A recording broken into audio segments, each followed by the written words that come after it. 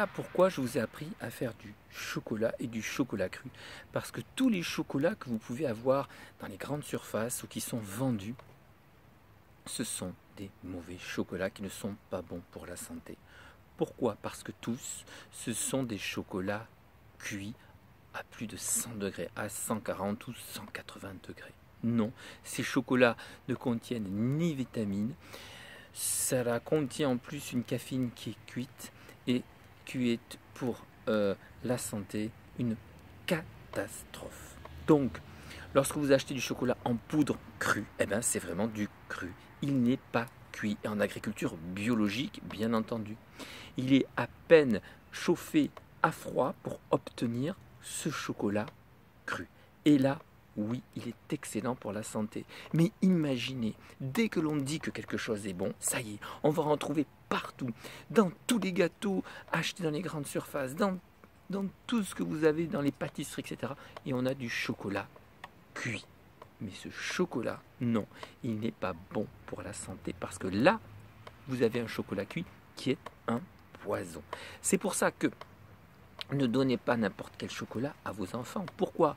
Parce que si le chocolat déjà, premièrement, cuit, il n'est pas bon. Deuxièmement, si vous dépassez 80 grammes pour un adulte de chocolat par mois, au-delà, le foie ne fait plus son travail. Il va stocker ce chocolat qui est une caféine dans votre corps.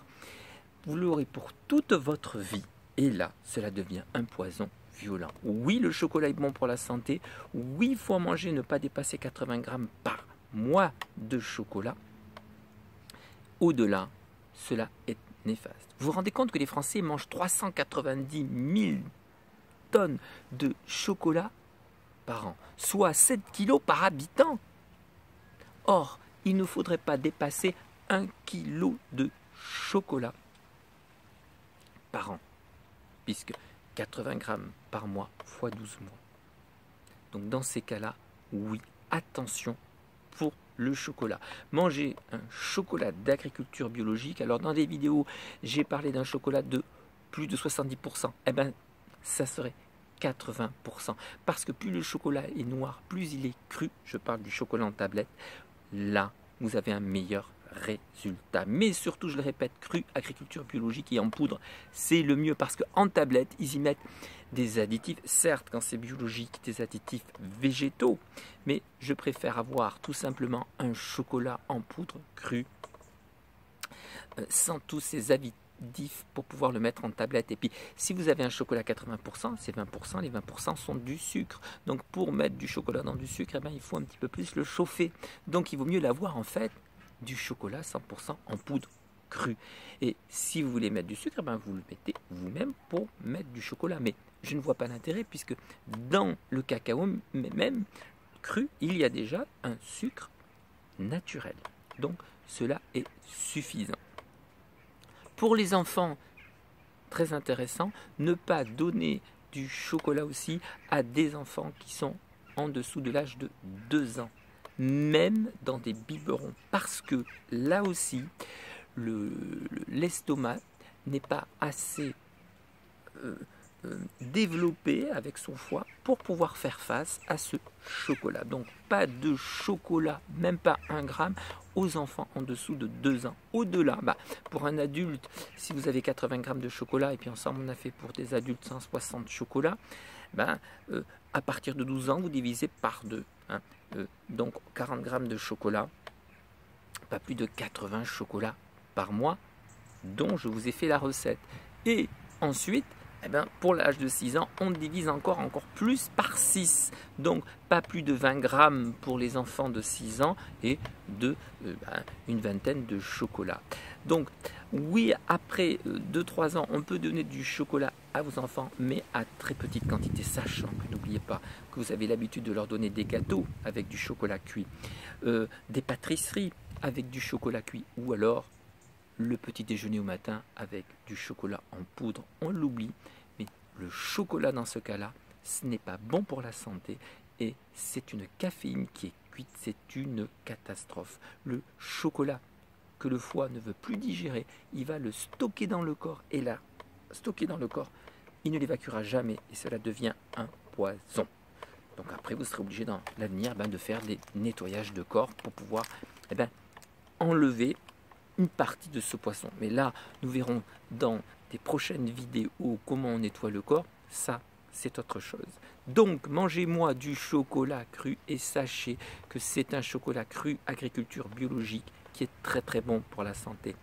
Pas les autres. Vous avez du chocolat cru 80% en plaquettes, à la limite, oui, vous pouvez mettre agriculture biologique, mais au-delà, ne donnez pas n'importe où, n'importe comment les chocolats. Alors oui, le chocolat, je le répète, n'oubliez pas, c'est un médicament, mais dans notre société, parce qu'on trouve quelque chose de bon, en pur, en cru, on va en mettre partout pour se gagner de l'argent. Et la santé là, on s'en fout de votre santé. D'où la chaîne de l'espoir et de la santé de bien vous préciser que le chocolat est bon pour la santé, mais attention, du cru, du pur, puisque je suis pour le plus cru possible et le plus frais possible. Alors dans ces cas-là, oui, le chocolat noir est un antioxydant puissant, un anti-vieillissement cérébral, un anticoagulant.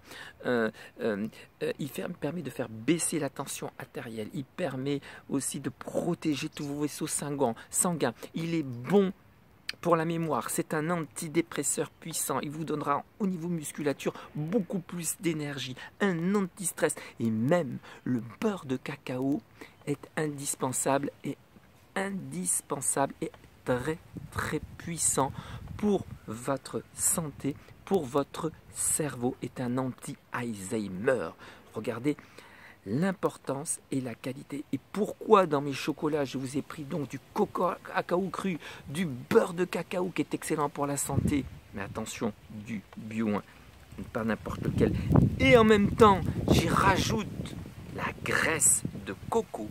Parce que les dernières analyses sont formelles, la graisse de coco est un puissant anti-Alzheimer. Donc quand vous associez la graisse de coco avec la graisse donc du beurre de cacao avec le chocolat, les effets sont multipliés par 300%. Regardez donc la puissance de la nature et avec cela, ne dépassez pas 80 grammes par mois de chocolat, c'est-à-dire une plaquette de chocolat par mois. Et attention donc aux enfants qui en trouvent de partout. Donc oui, le chocolat est bon, mais l'instruction, elle est faite sur le chocolat. Attention, parce que si vous dépassez la dose, le foie, il va le stocker, il ne va pas le digérer, vous allez le fatiguer et vous allez faire un effet inverse. Alors, du chocolat là, oui, j'en fais une fois tous les 2-3 mois à peu près, comme je vous ai montré dans ma recette. De temps en temps, je vais après arrêter d'en faire pendant un bon mois. Pour Noël, là, je vais faire une mousse au chocolat ou une crème au chocolat avec l'avocat que je vous montrerai en vidéo. Un cacao aussi en gâteau avec un déshydrateur. Une merveille, on a l'impression de manger un gâteau dans une pâtisserie, etc., etc. Mais là, c'est vous à dire à votre cerveau, à votre corps, attention au chocolat. Et puis, je terminerai aussi, quand le chocolat est bon, le chocolat est bon lorsque vous mangez sainement aussi, que vous avez un corps sain, nettoyé, qui vous permet à votre foie de ne pas être fatigué et de bien assimiler ce cacao. Mais là, c'est dans l'avenir que je vous montrerai toutes ces vidéos pour vous montrer comment on nettoie son corps, parce que quand votre corps est nettoyé et que vous mangez sainement, oui, lorsque vous mangez sciemment la quantité qu'il se doit et qu'il faut, c'est une bombe pour votre santé. Et ce sont dans ces cas-là des alimentations miracles. Allez, bon chocolat et à bientôt.